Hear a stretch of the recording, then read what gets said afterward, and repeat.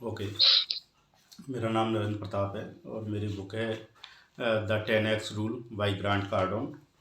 इसमें 3 चैप्टर हैं जो मुझे बड़े अच्छे लगे अभी। पहला चैप्टर है criticism is a sign of success and second customer satisfaction is wrong target, और तीसरा है हावी होना जो मेन टारगेट है 10x रूल। तो इसमें सबसे पहले जो criticism is a sign of success, यदि आपकी आलोचना होती है तो आप ये समझें कि आप सफलता की तरफ जा रहे हो। आपकी आलोचना इस तरफ करेंगे, 3 तरह से लोग आलोचना करते हैं। एक तो आपके जो आपको देखेंगे कि आप कुछ अलग कर रहे हो तो वो आपसे थोड़ा जलने लगेंगे कि ये व्यक्ति अलग क्यों जा रहा है, और कुछ व्यक्ति आपसे सीखेंगे कि ये कुछ अलग बंदा है, अलग तरह से कुछ कर रहा है तो हमें इससे सीखना चाहिए। और सबसे ज़्यादा 80% रहते हैं जो आपके आस पास वाले, जो आप कुछ अलग करोगे तो आपको बहुत ज़्यादा विरोध करेंगे। मतलब तो क्रिटिसिज्म के बारे में बताया कि आप जब आपकी आलोचना हो रही है तो आप समझ लें आप राइट ट्रैक पे हो और सही डायरेक्शन में जा रहे हो, क्योंकि आप अनकम्फर्ट जोन में हो तो ये आलोचना होती है। और उसके बाद इन्होंने बताया है जो 3 तरह के लोग बताए। सफलता क्या होते हैं जो सफलता है वो क्या है, नियमित प्रोसेस है, कंसिस्टेंट एक्शन लोगे आप तो सफल तो हो जाओगे। ओके। और उसके बाद चैप्टर नंबर 2 है consumer satisfaction is wrong target. आप ये सोचेंगे कि आप कंज्यूमर को संतुष्ट करें तो कंज्यूमर कभी संतुष्ट नहीं होगा। तो आपको क्या करना है, कंज्यूमर की जो शिकायत है या जो फीडबैक है, जो अपनी कंपनी है या जिस उम्मीद रखता है कंज्यूमर हमसे, वो चीज़ों को अपन करें, ना कि उसकी अपन को एक कंज्यूमर पे फोकस करना है। आपको कंज्यूमर पे फोकस नहीं करना है, उसकी शिकायतों पे, अपनी सर्विस पे फोकस करना है। आपको क्वालिटी देना है, क्वालिटी मेंटेन करना है। आपका टारगेट ये ना होना चाहिए कि कंज्यूमर हमसे संतुष्ट हों, तो कंज्यूमर सेटिस्फेक्शन रॉन्ग टारगेट है।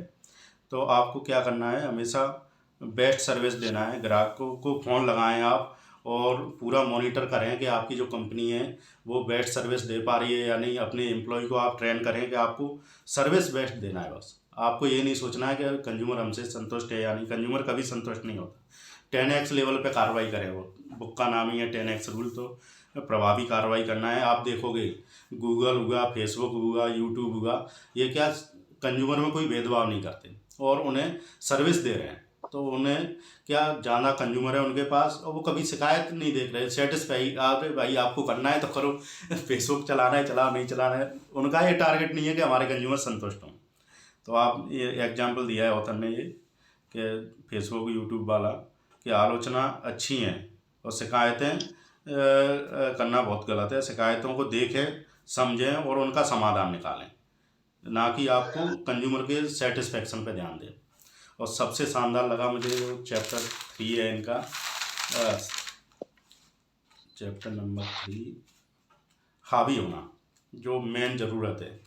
ऑथर का मानना है कि जो आप कर रहे हो उस क्षेत्र में हावी हो जाएं। जी क्या, तीनों लिंक करेगा आपका। जो इससे पहले वाला टॉपिक था फियर इज साइन ऑफ क्या है आपका इंडिकेटर।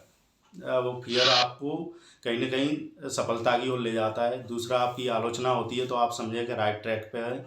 तीसरा, आपको कंज्यूमर को कभी संतुष्ट नहीं करना है, कंज्यूमर को बेस्ट सर्विस देना है कैसे भी करके। कंज्यूमर आपसे निराश नहीं होना चाहिए। आपको ये देखना है एक और चीज़ कि आपको ये नहीं देखना है कि आपके कितने कंज्यूमर हैं, आपको ये देखना है कि आपके कंज्यूमर दूसरे क्यों नहीं बन पाए, जो आपके पास आए और उनको क्या कमी महसूस हुई कि वो आपसे प्रोडक्ट नहीं लिया। उनको आपका फोकस उस चीज़ पे होना चाहिए, ना कि जो कंज्यूमरों को संतुष्ट करने पर। तो इसमें हावी होने के लिए ऑथर ने बताया है कि आपको हमेशा 24 घंटे उपलब्ध होना पड़ेगा। आपको कुछ ऐसी कार्रवाई करनी पड़ेगी, मैसिव एक्शन लेना पड़ेगा कि आप हमेशा 24 घंटे उपलब्ध है कंज्यूमर के लिए। उसके लिए उन्होंने शानदार उपाय बताए हैं। उस उपाय को अप्लाई करेंगे तो हम भी 24 घंटे कंज्यूमर के लिए उपलब्ध हो सकते हैं।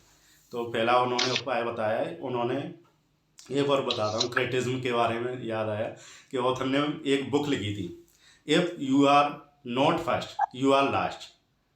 पहली बुक लिखी थी ग्रांट कार्डो ने।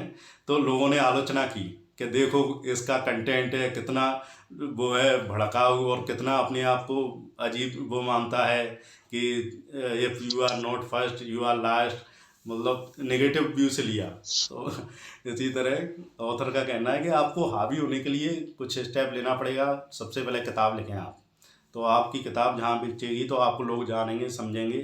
फिर उसके बाद आप और किताब लिखें। ऑथर ने पहली किताब लिखी, देन उन्होंने सेकंड किताब लिखी 10x रूल। इस तरह आपकी किताबों से आप दूसरी जगह जा सकते हो।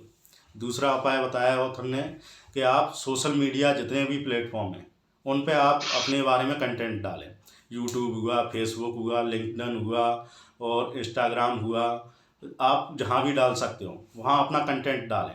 और आप इतना कंटेंट डालें कि कोई भी खोले, फेसबुक खोले तो आप दिखने चाहिए उसमें, आप 24 घंटे दिखने चाहिए आप, क्योंकि आपकी जो फेस वैल्यू है वही आपके लिए मार्केट में वैल्यू क्रिएट करेगी। तो उन्होंने बताया कि आप जितना सोशल मीडिया को अपने फेवर में यूज़ करें, आप अपने बारे में बताएं कि आप कौन हो, तो आपको कंटेंट डालना है। और ऑथर ने क्या किया, 500 इंटरव्यू दिए थे रेडियो पे, उस समय रेडियो चलता था। तो उन्होंने 500 इंटरव्यू दिए। आपको ज़्यादा से ज़्यादा एसोसिएशन इकट्ठा करना है, जो आपका टारगेट है, ड्रीम है, मिशन है, उससे संबंधित सोसाइटी इकट्ठा करना है आपको। और आपको ज़्यादा से ज़्यादा जो कार्यक्रम होते हैं उनमें भाग लेना है और बोलने का मौका ढूंढना है, अपने बारे में बताना है। मतलब आपको 10x लेवल पे कार्रवाई करना है अपने आप को शो करने के लिए। और ऑथर ने मैगजीन में लिखा और लेख लिख के आने लगे जो अपने न्यूज़पेपर हैं उनमें। तो ऑथर ने इस तरह, ऑथर का मेन टारगेट था कि मुझे कंज्यूमरों की संख्या बढ़ाना है, ना कि कंज्यूमर को सेटिस्फाई करना है। मुझे पूरी दुनिया को कंज्यूमर बनाना है अपना, ना कि कोई सिलेक्टेड बंदे को या सिलेक्टेड कम्युनिटी को मुझे कंज्यूमर बनाना है। मतलब उनका 10x लेवल पे ये टारगेट था। अभी भी ऑथर का यही टारगेट है कि मुझे पूरी दुनिया में छा जाना है, कि कोई मेरा नाम सुने तो उसके दिमाग में आना चाहिए कि ग्रांट कार्डोन ये कंपनी का मालिक है। तो इस तरह जैसे यूट्यूब, गूगल, ये पूरी दुनिया में छाई हुई है। तो कोई भी फेमस पर्सन है, आपको एलन मस्क का नाम आया तो इमेज आ गई दिमाग में। इस तरह होना चाहिए आपकी जो एक्शन है, आपको इस तरह काम करना है कि कोई आपका नाम ले, आपकी इमेज आना चाहिए माइंड में, आपको इस तरह छा जाना है, इस तरह प्लेटफॉर्म पे काम करना है।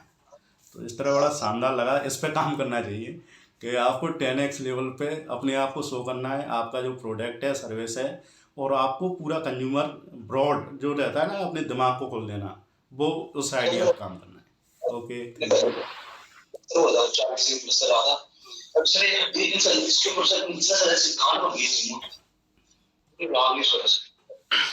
नहीं सर, गुड कंटेंट सर, अच्छा लगा सर, काफी अच्छे से एक्सप्लेन किया सर आपने।